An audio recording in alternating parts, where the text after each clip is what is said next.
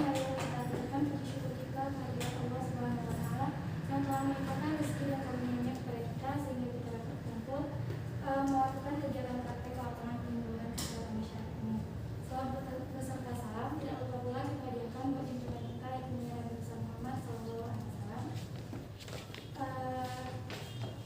Di sini saya membuka kegiatan praktek lapangan penyuluhan kesehatan masyarakat. Susunan acara yang pertama pembukaan yang sedang berlangsung, yang kedua adalah kata sambutan dari pimpinan kantor PT AK Solusi Teknologi atau yang mewakili. Saudara Bapak dipersilakan.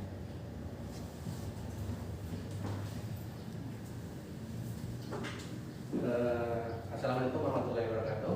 Waalaikumsalam warahmatullahi wabarakatuh. Terima kasih atas kunjungan Pak Yosi dari Puskesmas TP di Mentawai untuk memberikan penyuluhan kepada kita semua tentang adaptasi kebiasaan baru di kantor. Jadi diharapkan ke depannya kita lebih mengimplementasikan, menerapkan bagaimana kebiasaan baru sebagai jangka untuk penanggulangan COVID nantinya ke depannya. Jadi untuk teman-teman semua, mari kita dengarkan bagaimana nanti penyuluhan yang ada yang diberikan oleh Bapak Yosi nantinya.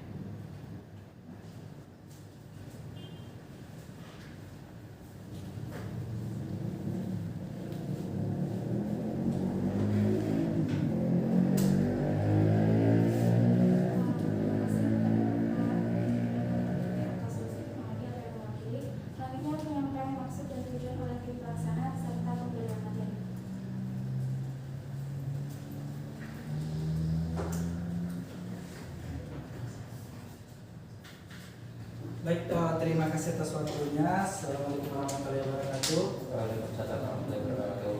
Izin ya buka masker biar kita dengar suaranya. Perkenalkan abang-abang PKK semua, saya Yosef Prima Putra. Saya dari Puskesmas PT Pasar Ketel Mentawai. Nah, jauh-jauh nih saya datang ke AK ini untuk memberikan edukasi kepada teman-teman, mengingatkan kembali tentang COVID-19 ini. Lebih fokusnya kita ke adaptasi kebiasaan baru. Nah, kita bisa sambil santai aja, Bapak Ibu bisa sambil minum, sambil duduk rileks juga nggak apa-apa, nggak perlu formal kali. Baik, tadi Bapak teman-teman semua, abang-abang kakak semua sudah mengisi lembaran kuesioner ya, kuesioner pretest, di mana di sini saya pengen tahu bagaimana sih menurut abang-abang semua, kakak semua tentang adaptasi kebiasaan baru ini. Kemudian mohon maaf juga sebelumnya lupa saya perkenalkan diri. Kegiatan kali ini adalah kegiatan penyuluhan kesehatan masyarakat, di mana di sini adalah salah satu bentuk praktek lapangan saya selaku penyuluh kesehatan masyarakat yang diaplikasikan di sini. PT AK tersebut sebagai sasaran yang kita pilih karena mewakili dari sasaran perusahaan di Kota Padang. Itu lebih tepatnya. Baik, tanpa memperpanjang mukadimah, izinkan saya menyampaikan sedikit materi mengenai tentang adaptasi kebiasaan baru. Berfokus kita di kantor. Mungkin bisa dibantu sedikit. Nah, sebelumnya kita mulai dulu dari virus corona itu sendiri dulu. Nah, tadi kita sudah melakukan pretest bagaimana tentang virus corona. Yaitu virus corona ini awal mulanya pada bulan Desember tahun 2019. Nah, tidak hanya kita di Indonesia saja yang mengalami ini. Seluruh dunia pun juga panik akan hal ini, akan virus corona ini. Bahkan penderitanya pun juga banyak sampai menyebabkan kematian, termasuk orang-orang terdekat kita mungkin ada juga ya salah satu yang mengalami kematian di sini. Nah, itu disebabkan oleh virus corona. Jadi memang virus corona ini tidak bisa kita anggap sepele, tetapi juga tidak perlu kita takuti karena kita ada protokol yang jika seandainya kita laksanakan, maka insya Allah kedepannya kita juga akan aman dari virus corona ini. Termasuk salah satunya kita memakai adaptasi kebiasaan baru ini seperti yang kita lakukan sekarang, memakai masker dan lain-lain. Kemudian dengan vaksinasi dan mengecek kesehatan badan terus. Baik, untuk gejala klinisnya virus corona ini salah satunya demam, yang kedua batuk pilek, yang ketiganya gangguan pernapasan, yang keempat sakit tenggorokan, dan yang kelima letih dan lesu. Nah, dari 5 ini gejala klinis awal yang pada pertama kali terjadi. Bahkan sampai sekarang sudah banyak bermutasi-mutasi seperti X-Men yang bermutan terus gitu kan.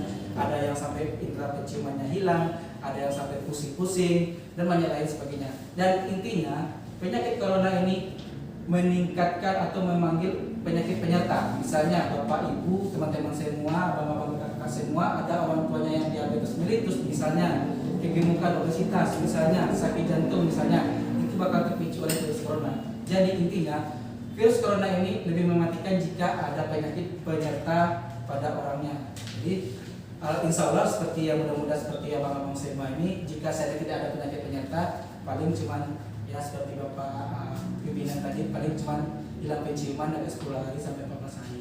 Dan cukup dengan antisipasi minum vitamin, istirahat yang cukup dan pemeriksaan kesehatan, insya Allah kita akan sehat dari virus corona. Baik, kemudian bagaimana cara pencegahan virus corona ini? Secara umum virus corona ini dapat dicegah yaitu dengan sering cuci tangan. Sering cuci tangan, yang kedua memakai masker apabila batuk dan flu. Protap awalnya apabila batuk dan flu, dan sekarang sudah dimodifikasi lagi memakai masker di mana saja, termasuk di kantor. Kemudian konsumsi gizi seimbang. Konsumsi gizi seimbang ini maksudnya Bapak teman-teman semua, abang-abang kakak semua mengkonsumsi makanan yang bernutrisi lengkap atau nutrisi cukup gitu.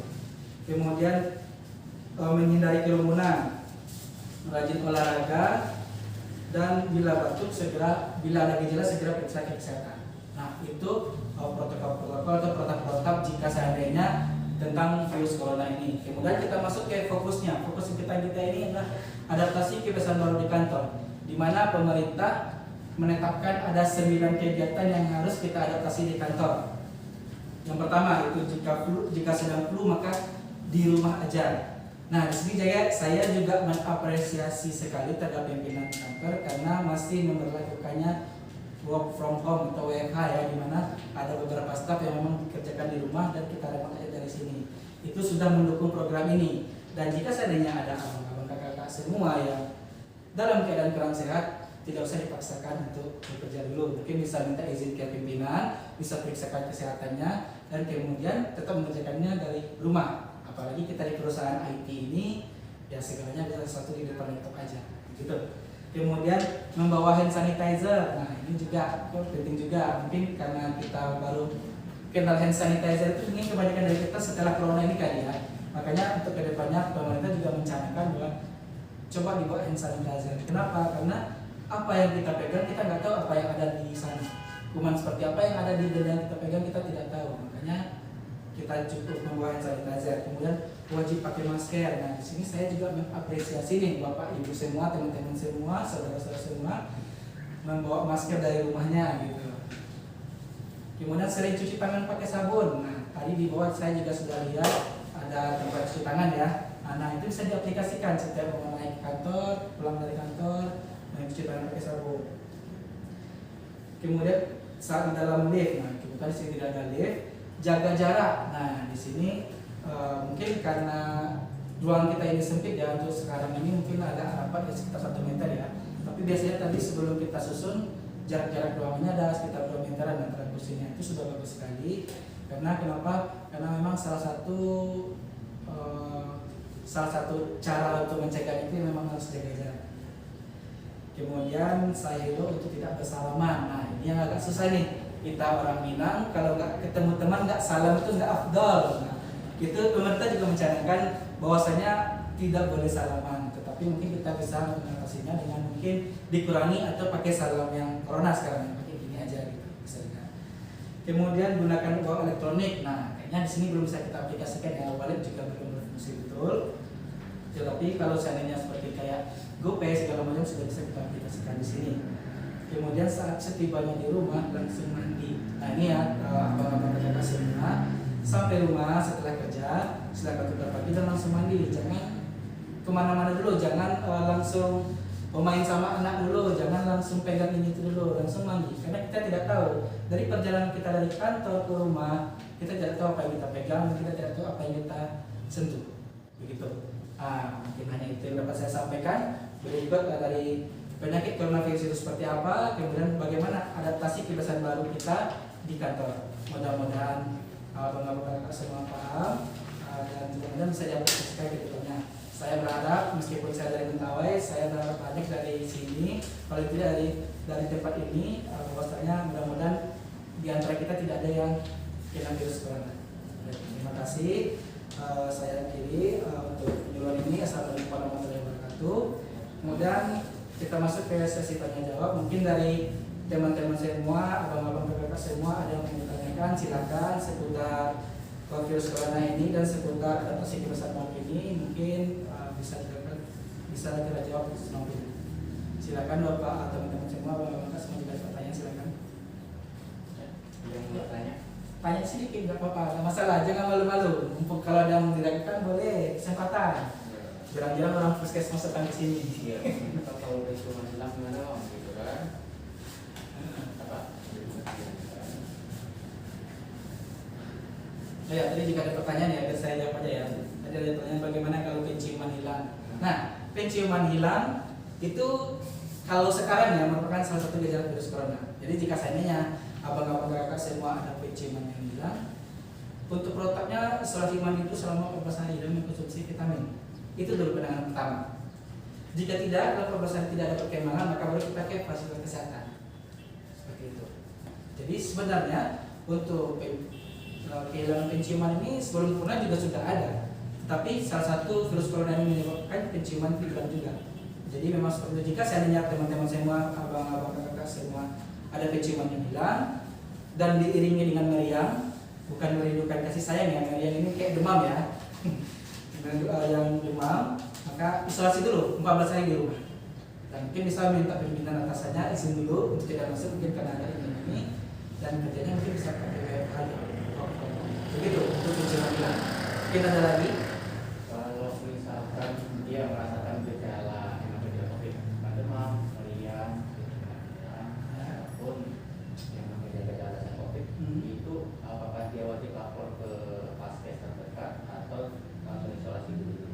Nah, bagaimana jika ada salah seorang dari kita yang menderita gejala COVID ini? Iya, Apakah kita harus lapor apa tidak ya? Iya. Nah, idealnya segala sesuatu yang kita rasakan, apalagi terkait COVID ini kita melapor. Idealnya, cuman ada cumannya. Ada beberapa orang yang paranoid. Paranoid di sini mereka takut. Jangan dilapor saya diseret dan bisa kena KDP. Jadi disarankan juga untuk isolasi aja dulu, isolasi mandiri dulu selama 14 hari dan konsultasi ke teman-teman kesehatan atau boleh ke perawat atau ke siapa. Penting saya ada gejala seperti ini, saya mau isolasi mandiri nih, apa nih yang bisa saya lakukan? Mungkin bisa saja beli vitamin, konsumsi vitamin, makan teratur, istirahat teratur, dan jangan hindari berkerumunan dulu seperti itu. Jika seandainya dalam 14 hari isolasi abang-abang kakak semua tidak ada perubahan yang lebih baik, maka itu sangat disarankan untuk ke fasilitas kesehatan. Kenapa? Karena nanti di sana mungkin akan ada pemberian treatment atau pemberian pengobatan yang lebih, atau mungkin akan dirujuk ke rumah sakit yang lebih. Apalagi, satu lagi tanda kutip, jika bergejala parah, nah ini, jika bergejala memang harus ke Paskes. Tapi kalau tidak bergejala, sekedar demam saja, hilang penciuman, saya rasa mungkin cukup isolasi aja. Tapi kalau sudah, apalagi sampai pingsan atau sudah tergeletak, itu harus ke Paskes. Begitu. Ada lagi Bapak, Ibu, teman-teman semua, abang-abang kakak semua. Ada lagi Ibu.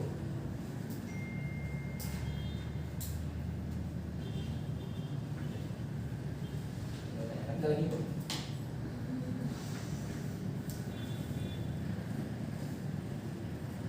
Cukup? Kalau aroma berbeda itu apa? Kalau aroma berbeda, info yang kita dapat, kalau bagaimana kalau ada penciuman aroma berbeda, itu bisa diindikasikan juga dengan corona, karena dia berarti ada saraf yang terganggu tentang penciuman. Nah, siapa yang mengganggu saraf ini? Biasanya virus dan bakteri, dan kemungkinan besar memang ini. Jadi kembali lagi ke protapnya, kita isolasi mandiri dulu, mengkonsumsi vitamin, istirahat yang cukup, hindari berkerumunan. Jika 14 hari tidak ada perkembangan, lapor ke fasilitas kesehatan, puskesmas, rumah sakit. Ada lagi? Bapak Fadli? Cukup ya? Cukup. Baik, terima kasih atas waktunya. Bapak Ibu, bahan silakan dibawa pulang, silakan dibaca besar harapan kami.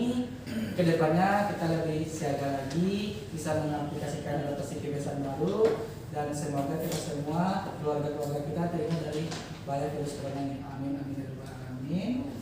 Saya akhiri, wabillahi taufiq wal hidayah. Wassalamualaikum warahmatullahi wabarakatuh. Saya kembalikan ke